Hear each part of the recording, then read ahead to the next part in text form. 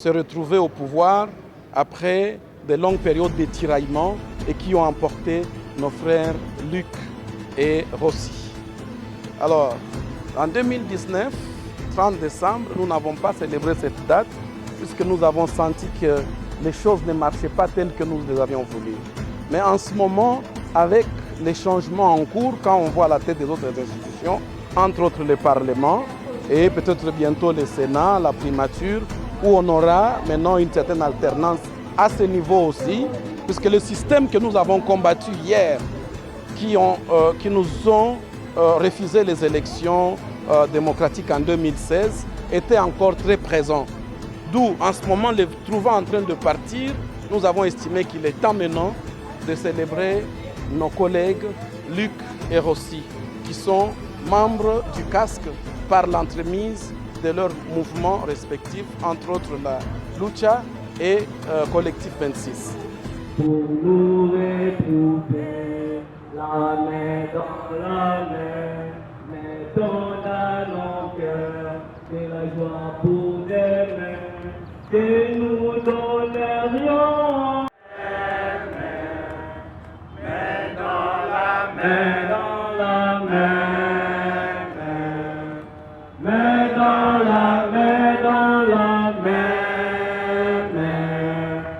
Filles et garçons, descendants de Lumumba, pour cette fois, puis Congo nouveau, nous comptons sur vous pour faire régner.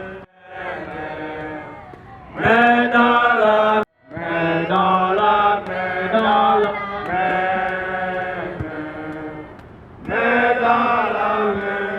Nous souviendrons tout au long du chemin qu'il n'y avait qu'un cœur, qu'il n'y avait qu'un lien. Quand nous nous tenions la main,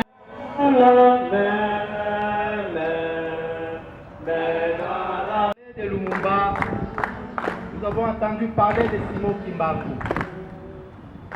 Mais les deux frères que nous parlons ici sont des amis et nous avons connu physiquement. Et parler aujourd'hui, citer leur nom, fait partie de nos plus grandes fiertés. Et aujourd'hui, notre génération est respectée parce que nous sommes inscrits dans l'histoire de la République démocratique du Congo, dans l'histoire de l'engagement citoyen en Afrique. Aujourd'hui, quand on parlera, comme Rossi, mais dont nous n'avons même pas ces photos, nous n'avons pas ces images. Je sais que dans l'au-delà, vous êtes ensemble en train de nous regarder comment est-ce que ce pays est en train d'évoluer. Thérèse Kapangale est à côté de vous.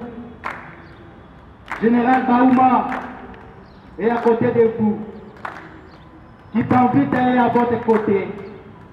Et nous voyons Mamadou Ndala, les guerriers soldats tombés sur le champ de bataille à votre côté. Rossi Mukendi, Thérèse Kapangala, Luc Kouloula, vous êtes nos héros. Voilà pourquoi il s'est engagé sans pour autant tenir compte de sa famille, sans pour autant tenir compte de ses proches. La mort était pour lui, ou encore la mort pour lui, s'inscrivait dans l'ordre du possible. Il résumait cela en disant que la mort ne détruisait pas l'art, mais elle les béatifiait.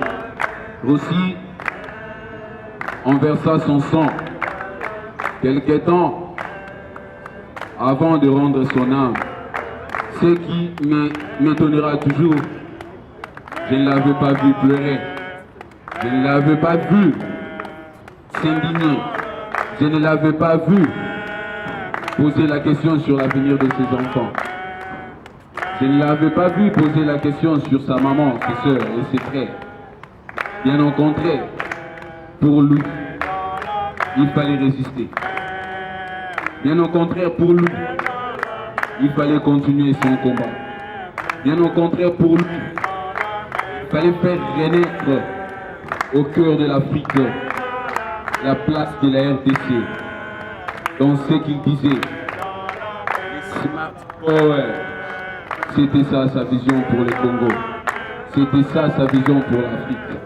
Et là où il est, ça serait craché en sa mémoire, lui demander de se reposer en paix. Nous préférons lui rendre des hommages, lui dire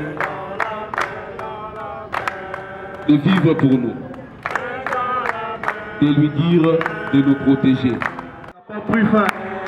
Elle est entrée dans les esprits passifs, dans les politiques citoyennes, dans les universités, dans des écoles, dans des maternités, même dans des grossesses. Je sais que vos idées sont en train de renaître.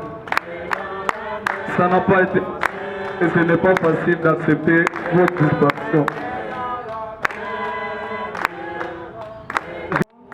Et du 31 décembre 2017, nous tous, nous nous sommes unis sur toute l'étendue de la République pour organiser des manifestations pacifiques afin d'exiger qu'on ait les élections qui nous amènent à l'alternance démocratique dans ce pays. Je me rappelle des manifestations du 30 juin, ici sur 24, quand la police est venue nous disperser avec des gens des partis politiques dont l'UDPS, je me rappelle avec Kabounda à côté, on a failli tirer sur nous. Et nos frères étaient autour de nous avec Matoumo et autres.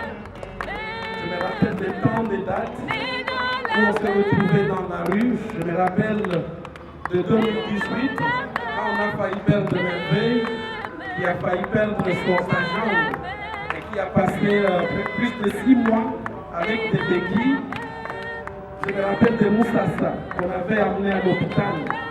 J'aimerais juste avoir votre intention et à votre allocution quand je suivais pendant que vous parlez, vous avez dit que non, les années que vous avez lutté ensemble, mais aujourd'hui on voit, vous êtes ici en train de célébrer cette grande journée, mais ils ne sont pas là. Et j'aimerais avoir juste votre point de vue par rapport à cet événement.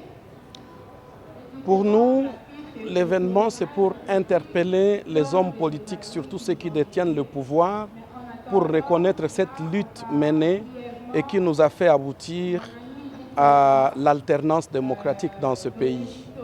Est-il vrai que nous avons organisé les premières élections, les premières élections qui nous amènent vers l'alternance, le 30 décembre 2018, mais on a senti que c'était une alternance qui est allée à pas pesant. À pas pesant, pourquoi? Puisque sur les 5 institutions que nous avons, des institutions importantes bien sûr à la tête du pays, il n'y a que l'institution présidente de la République qui a connu une vraie alternance, puisque une figure importante de l'opposition s'est retrouvée au pouvoir après de longues périodes de tiraillement et qui ont emporté nos frères Luc et Rossi. Alors, en 2019, 30 décembre, nous n'avons pas célébré cette date puisque nous avons senti que les choses ne marchaient pas telles que nous les avions voulu. Mais en ce moment, avec les changements en cours, quand on voit la tête des autres institutions, entre autres le Parlement et peut-être bientôt le Sénat, la primature, où on aura maintenant une certaine alternance à ce niveau aussi, puisque le système que nous avons combattu hier, qui nous ont refusé les élections démocratiques en 2016, était encore très présent. D'où, en ce moment, les trouvant en train de partir, nous avons estimé qu'il est temps maintenant de célébrer nos collègues Luc et Rossi, qui sont membres du casque par l'entremise de leurs mouvements respectifs, entre autres la Lucha et Collectif 26. Ici est aussi une interpellation en justice et nous demandons à ce que les autorités qui nous regardent, de toutes les instances judiciaires, qu'ils puissent mettre la main sur tout le monde, de près comme de loin, qui serait impliqué à des massacres, à des tueries de jeunes activistes qui n'ont jamais même brûlé, même incendié, même faire les dégâts sur leur passage.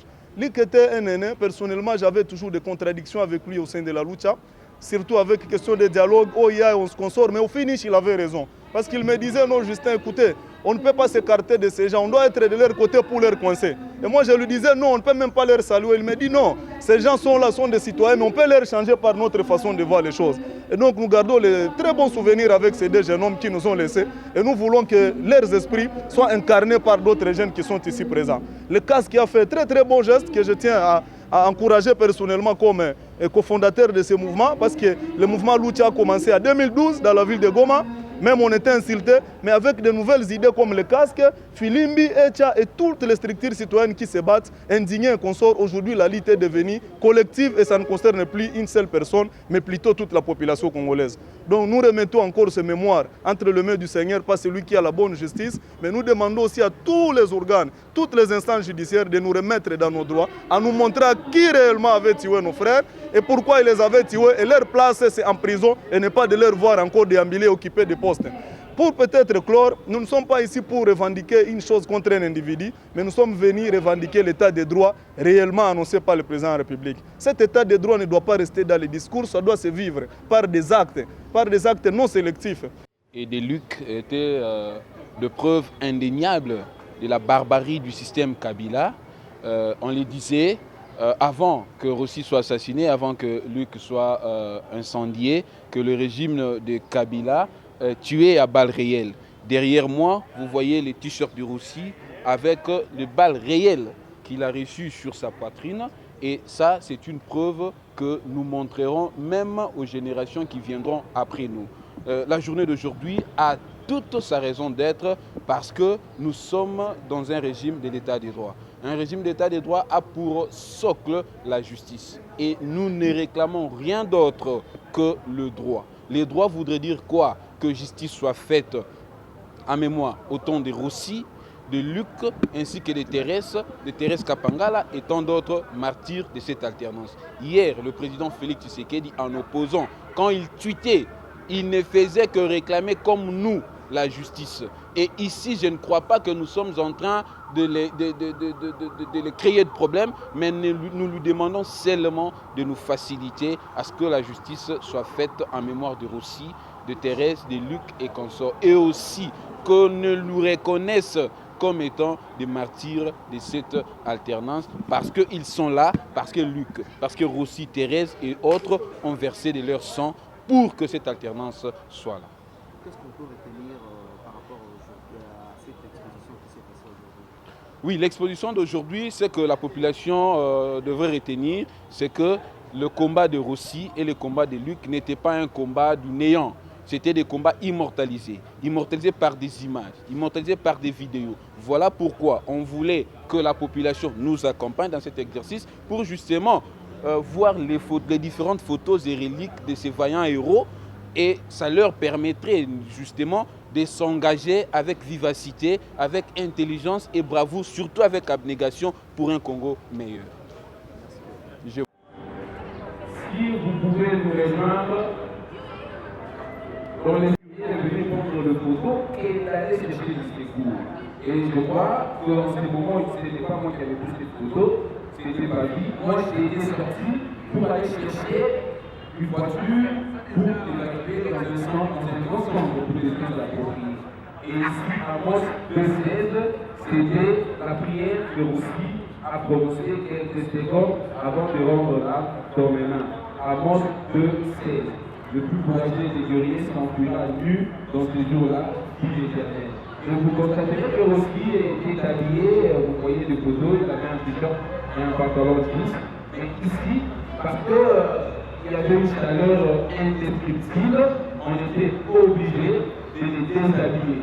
Et en les déshabillant, on faisait épouser la prière qui faisait ce jour-là. Que le plus courageux des guerriers s'enfuira nu dans ce jour-là, dit l'Éternel. Amos 2,16. Voilà. Et 10 avril 2017, on nous avait arrêtés ensemble, nous étions au niveau des micrologues à Lemba Super. C'était une manifestation pacifique en appui de l'appel de France Étienne Tshisekedi. Il n'y avait presque pas de gens sur la rue. Nous étions là avec Rossi. Arrivé au niveau des micrologues à Lemba Super, une chute des militaires qui venaient des camps congolais commençaient à tirer en désordre Et nous étions par terre parce que Rossi avait sa pancarte le président toujours. Du coup, il était ciblé comme les meneurs